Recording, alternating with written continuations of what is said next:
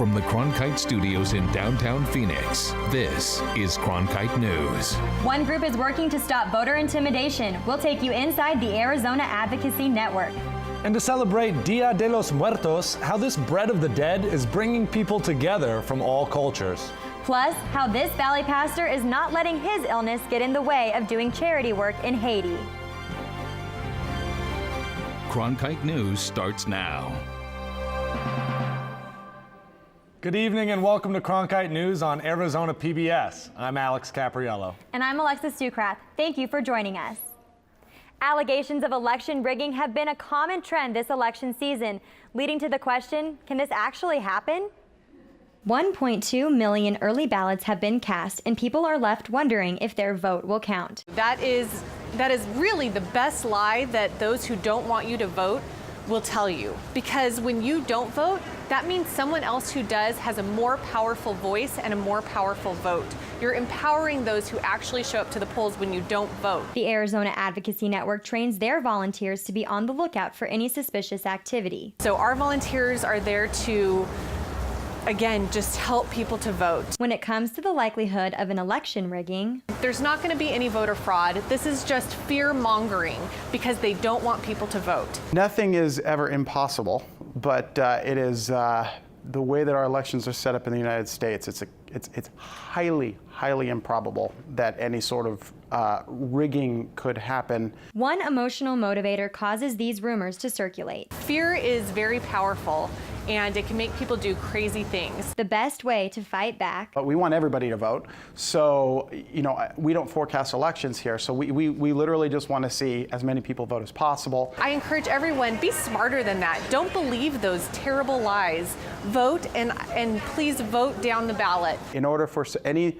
sort of statistically significant rigging to take place, you would have to rig a lot of counties. So it's extremely, extremely improbable.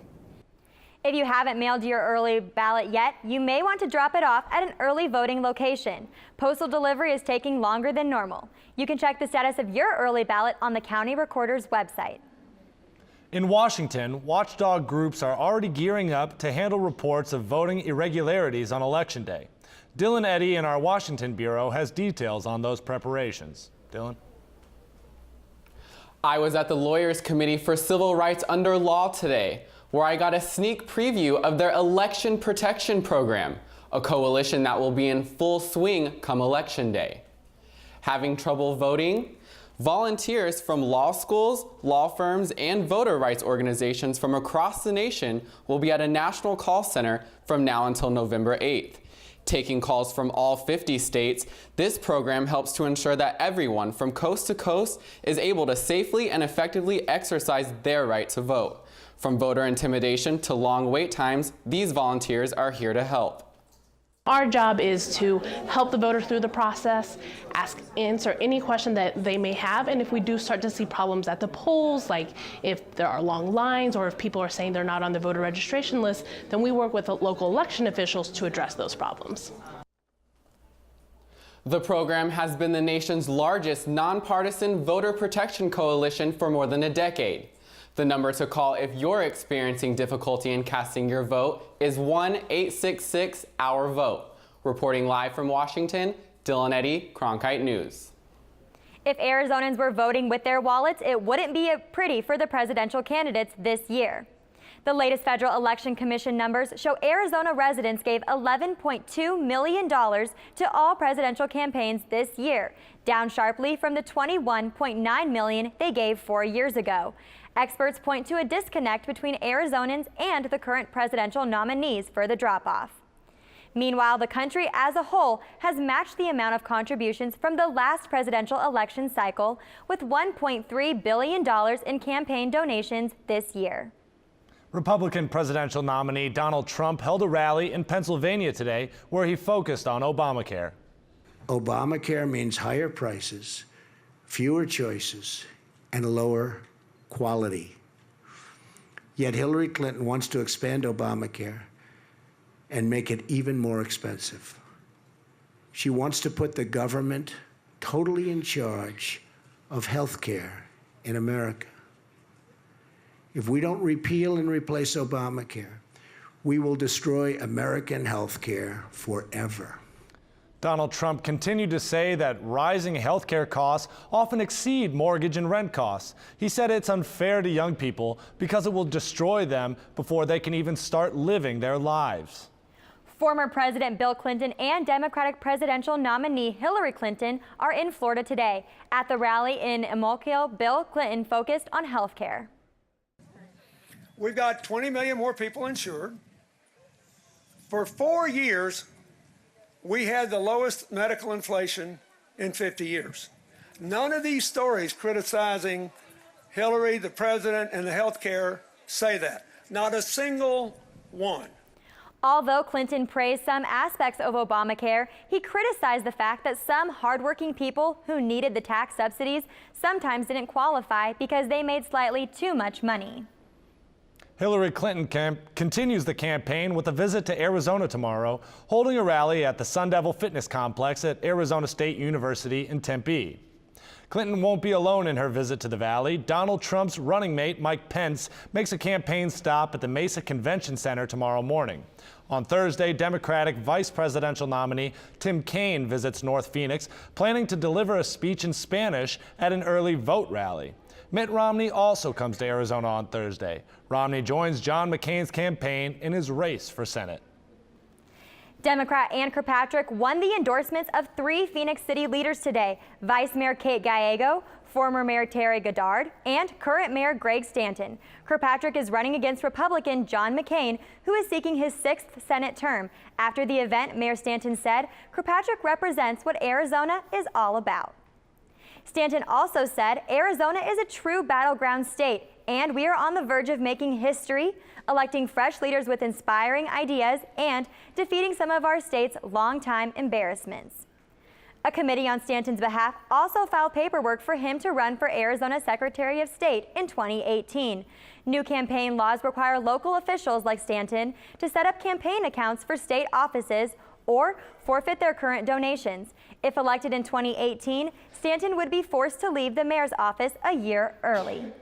And be sure to join us 1 week from today for live election night coverage. Cronkite News will bring you election updates on our normal 5 p.m. newscast and will then be live on Arizona PBS 8.3 at 8 for the latest results and reactions from across the state. Now that Halloween is over, Dia de los Muertos is upon us. While some honor loved ones in cemeteries, others are lining up at bakeries. Coming up on Cronkite News, how Pan de Muerto is bringing people together from all cultures. Plus, a beloved pop star continues to be a cultural phenomenon more than 20 years after her murder. I think I finally found my hallelujah. I've been waiting for this moment all my life now. All my dreams are coming true, yeah. I've been waiting for this moment. It's good to be alive right about now.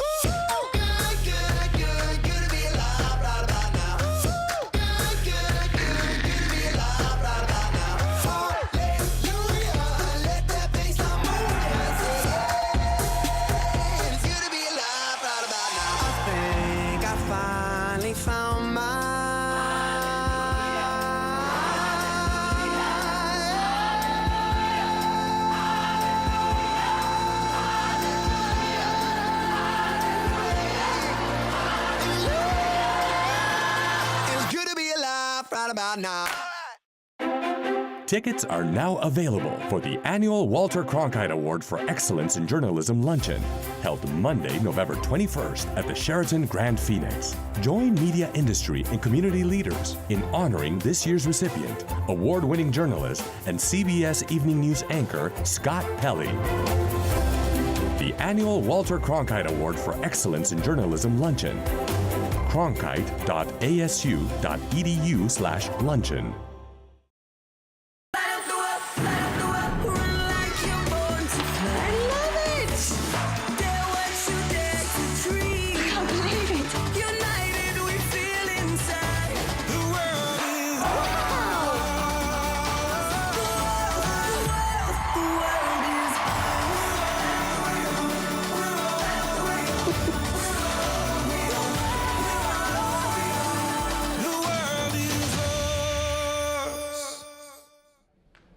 Some bakeries across Arizona are busy this time of year, making a special Day of the Dead bread. The holiday honors relatives who have passed away. Yesenia Beltran joins us to explain the significance of the bread. Dia de los Muertos has roots in Mexico, but it's growing in popularity in Arizona. Some people gather in cemeteries to remember their family members, and others put up altars in their homes. And there's also a special holiday bread. As we speak, people are lining up to buy pan de muerto. It takes a team of bakers working extra hours to prepare pan de muerto. They sell about 800 Day of the Dead breads on November 2nd alone. Tiene clase de todos americanos. Lead baker and manager Jorge Romero says all types of people come in to buy the bread, not just Latinos. The bread is made from a special egg dough in a round shape with crisscross strips of dough forming bones and a skull in the center. This is the bread before it's all put together. Each part of the bread represents one part of the dead person's body. You'll have to let it sit for 3 hours before baking. It's baked in 310 degrees Fahrenheit, and after 4 hours, the result is this. Exquisito pan, sinceramente. Lourdes Sarabia de Olivas drove an hour and 15 minutes from Florence to West Phoenix to pick up her bread. Since childhood, it was instilled in me that this was a special day to be reunited with your loved ones. This time of year, the faithful believe the spirits of the dead return to celebrate with their families. The holiday is actually 2 days. November 1st is to remember children who have died, and November 2nd is for adults who have passed away. Yesenia Beltran, Cronkite News. A singer who died more than 20 years ago is the face of a new line of cosmetics, and Selena's star power has translated into big sales. Cronkite News reporter Lillian Griego shows us why the makeup sold out in a matter of hours. Colors that she used when she was alive. Gabriela Elizalde has been a makeup artist for 11 years, so when MAC introduced a new Selena collection this fall, she was eager to buy the makeup. She is someone that inspired me as a little girl, and she basically, I was a big fan of hers, and now that MAC came out with her collection, it was a must. I needed to get it.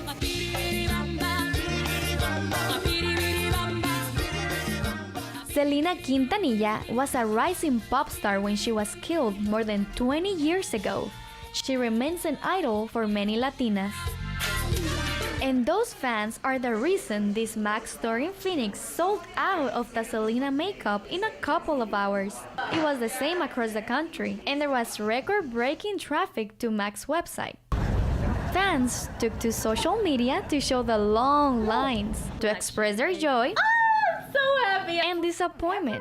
Since they signed the petition, which was like 2 years ago. Okay, you'll find something. The Selena collection is based on the colors that she used. We have Como la Flor, which is a red color, Dreaming of You, which is a maroon color, and the powder blush, which is called Tecno Cumbia. This is the color that I'm wearing. The lipsticks and other cosmetics are named after Selena's famous songs. It really means a lot to me because I met her in '93. Elizalde is careful about the amount of Selena makeup she uses. She has to preserve her supply until January. That's when the makeup goes on sale again. Lilian Griego, Cronkite News. Federal officials will likely run out of money to buy back land for Native Americans. But some Arizona tribes have already benefited from the 2009 settlement. Details ahead on Cronkite News. And temperatures in the valley are back in the 80s, but we do have some showers on the horizon. I have the details coming up next. Election Day 2016, the historic end to a long campaign. Who will voters elect as the next president of the United States? Which party will control Congress? What else will we learn from the voters? Join PBS NewsHour for special election night coverage. Analysis you won't find anywhere else. Tuesday, November 8th on Arizona PBS.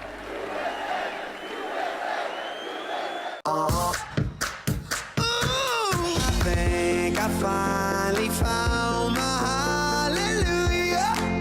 I've been waiting for this moment all my life. Now all my dreams are come.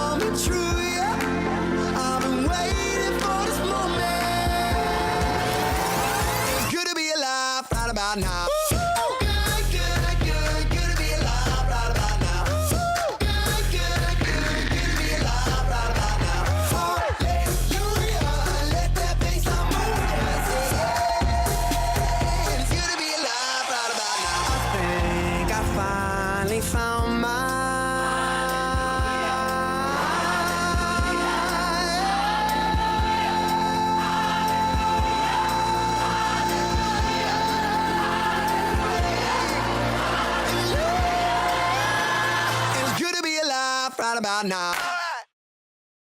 Don't forget that you and your collectibles are the stars of this show. Between $2,000 and $2,500. In excess of $15,000. Well, it's close to $10,000 right now.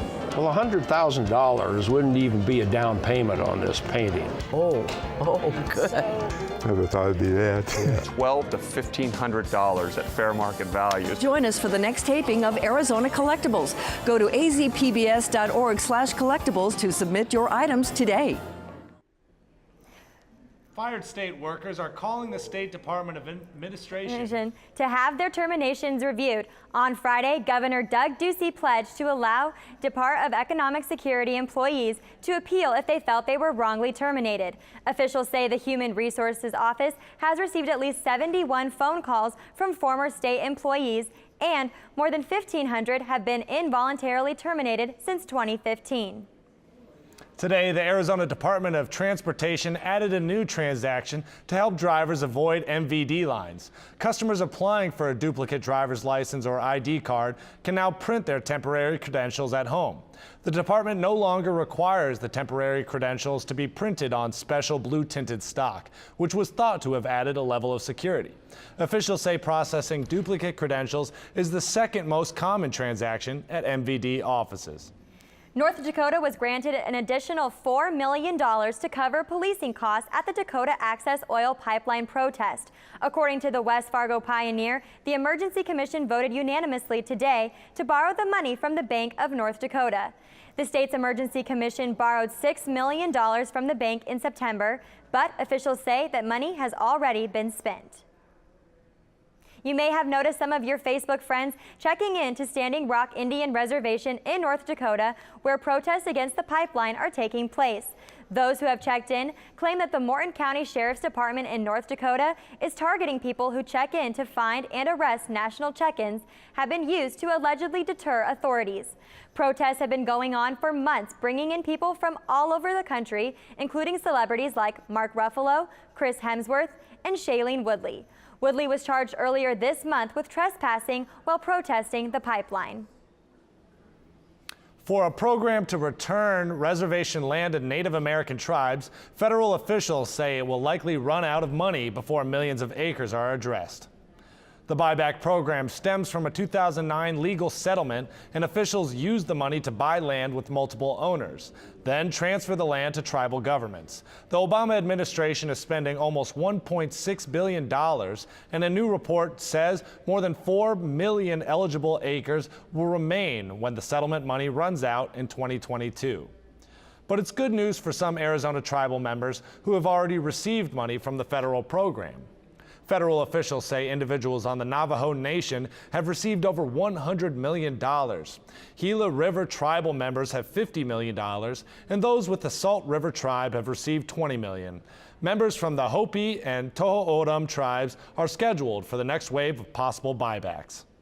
The Federal Bureau of Reclamation will increase flows of the Colorado River through the Grand Canyon for 5 days, starting on November 7th. They will release water from the Glen Canyon Dam near Page to mimic the river's natural flow. This release will deposit sand to protect archaeological sites and create habitat for wildlife and beaches for rafters. This will be the 4th release under a protocol approved in 2012. Officials advise rafters and other recreationists to use caution as the water level rises and then recedes. Native plants along the planned South Mountain Freeway route are being temporarily relocated. The Arizona Department of Transportation says the plants include ironwood and mesquite trees and ocotillo and barrel cactuses. ADOT has recently relocated native plants for construction on Loop 303 and Loop 101. The trees and cacti will eventually be replanted along the highway once it is built. Those record-breaking high temperatures have finally cooled down. Feels like fall finally, doesn't it? It sure does. Tyler Klaus is in the Weather Center with more.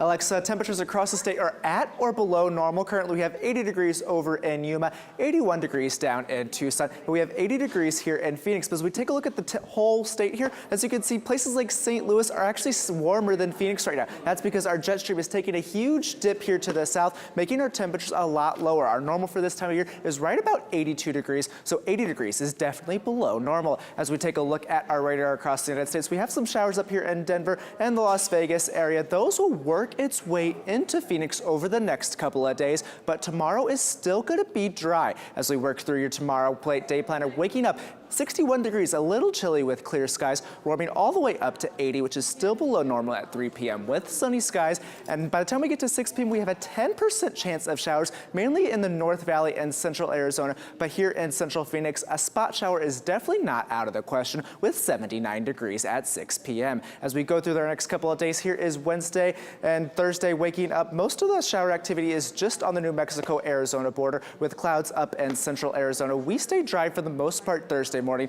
Our main threat of rain on Thursday comes in the afternoon. Here's 2 p.m. Most of the showers are up north of the valley here, but definitely 20% chance here in Phoenix. As we take a look at your 7-day forecast, Tuesday, sunny skies with 82 degrees. Wednesday, sunny, and then Thursday, those clouds roll in. 20% chance of rain with 81 degrees. Looking ahead, we do get a slight temperature increase. Saturday and Sunday is 85 degrees, back above normal with sunny skies. Guys, what are you working on next? Hoping to help victims of Hurricane Matthew, groups from Arizona are traveling to Haiti. And one Fountain Hills pastor says nothing can stop him from meeting the children he wants to help. Coming up on Cronkite News, how this pastor is overcoming a physical illness to help hurricane victims. The confidence to lead our country. This isn't reality television. I feel like Hamilton reached out from history and wouldn't let me go until I told his story. I make no apology for my actions. I would do the same again. How we come so far and yet have so far to go. Right there, coming up.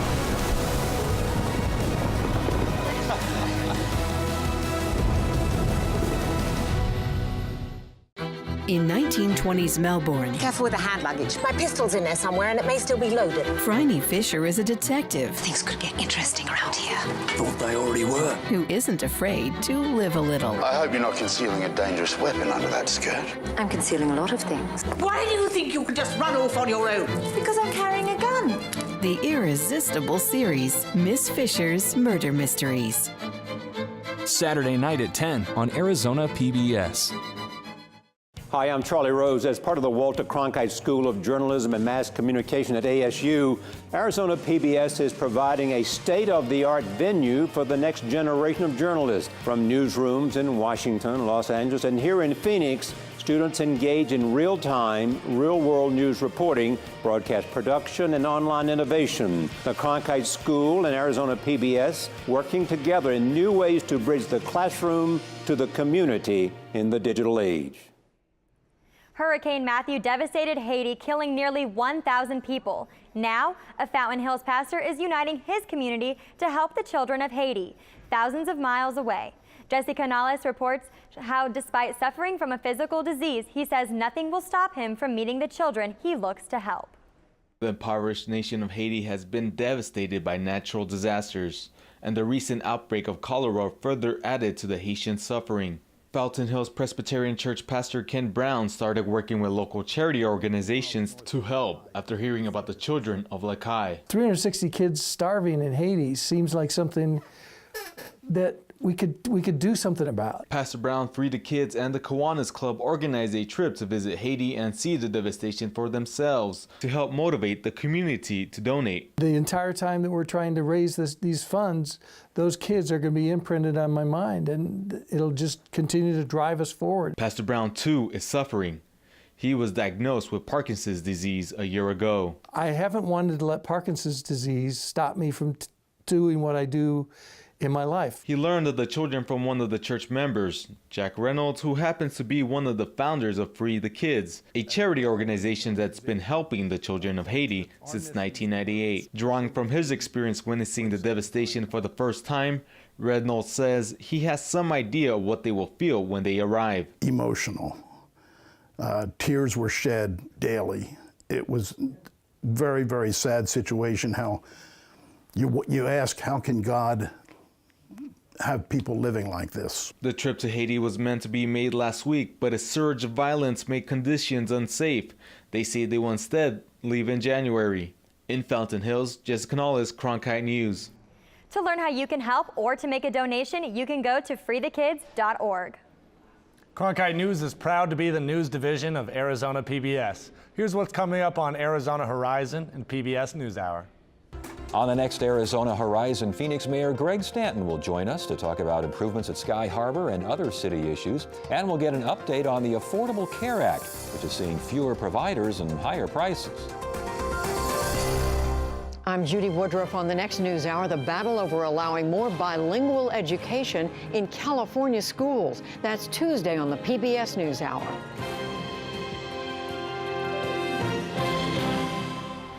That's it for Cronkite News tonight. Thanks for joining us. For top Arizona stories anytime, go to cronkitenews.azpbs.org.